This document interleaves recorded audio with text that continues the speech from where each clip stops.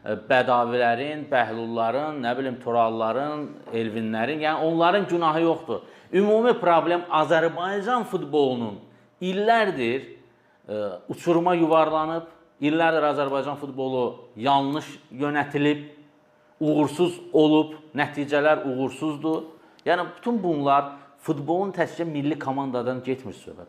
Futbolun inkişaf etdirilməsi istiqamətində bünövrə düzgün qurulmayıb. Yəni bugün mən təəssüf hissi keçirirəm. Bax bugün hər dəfə efirlərdə səsləndirirəm. Hal-hazırda da 33 nəfər izləyir. Əziz dostlar, izləyin, videolarımızı paylaşın ki, daha geniş auditoriyaya gedib çata bilsin. Hal-hazırda canlı yayımdayıq. Rəylərinizi yazın, xahiş edirik.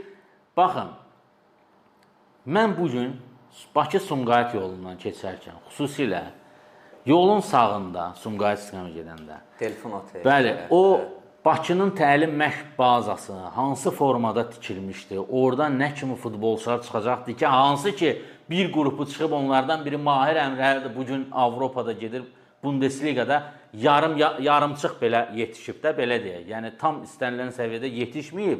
Hələ bugün o Bundesligaya gedir.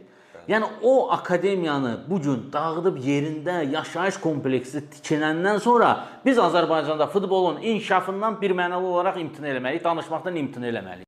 Yəni bu bariz nümunədir. Futbol beşiyini burada yetişən milli komandamızın inkişafı istiqamətində, milli komandamızın, futbolumuzun gələcəyi adına